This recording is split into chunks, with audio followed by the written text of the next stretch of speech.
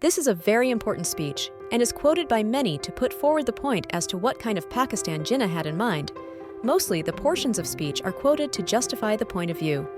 It is a lengthy speech, therefore, has been divided into parts. Speech by Muhammad Ali Jinnah, Quaid-i-Azam, on 11th of August 1947, at the occasion of his election as first President of the Constituent Assembly of Pakistan. Mr. President, ladies and gentlemen, I cordially thank you, with utmost sincerity, for the honor you have conferred upon me, the greatest honor that is possible for this sovereign assembly to confer, by electing me as your first president. I also thank those leaders who have spoken in appreciation of my services and their personal references to me. I sincerely hope that with your support and your cooperation, we shall make this Constitution Assembly an example to the world. The Constituent Assembly has got two main functions to perform. The first is the very onerous and responsible task of framing our future Constitution of Pakistan, and the second of functioning as a full and complete sovereign body as the federal legislature of Pakistan. We have to do the best we can in adopting a provisional constitution for the federal legislature of Pakistan. You know, really, that not only we ourselves are wondering, but I think the whole world is wondering at this unprecedented cyclonic revolution, which has brought about the plan of creating and establishing two independent sovereign dominion in this subcontinent. As it is, it has been unprecedented. There is no parallel in the history of the world.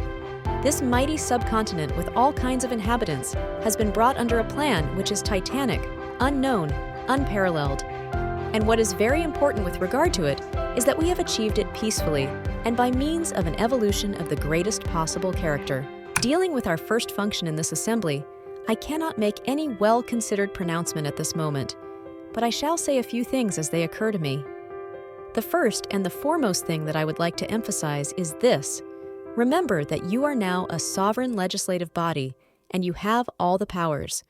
It, therefore, places on you the gravest responsibility as to how you should take your decisions. The first observation that I would like to make is this. You will no doubt agree with me that the first duty of the government is to maintain law and order, so that the life, property, and religious beliefs of its subjects are fully protected by the state. The second thing that occurs to me is this. One of the biggest curses from which India is suffering, I do not say that other countries are free from it, but I think our condition is much worse, is bribery and corruption. That really is a poison. We must put that down with iron hand, and I hope that you will take adequate measures as soon as it is possible for this assembly to do so. Black marketing is another curse. Well, I know that black marketeers are frequently caught and punished. Judicial sentences are passed, or sometimes fines only are imposed.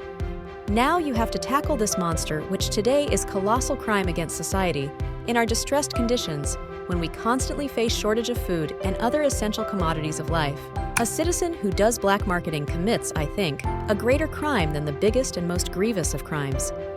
These black marketeers are really knowing, intelligent, and ordinarily responsible people, and when they indulge in black marketing, I think they ought to be severely punished, because they undermine the entire system of control and regulation of foodstuffs and essential commodities, and cause wholesale starvation and want even death. The next thing that strikes me is this.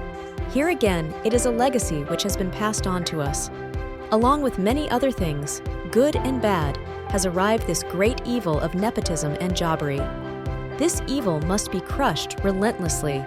I want to make it quite clear that I shall never tolerate any kind of jobbery, nepotism, or any influence directly brought to bear upon me. Wherever I will find that such a practice is in vogue or is continuing anywhere, low or high, I shall certainly not countenance it,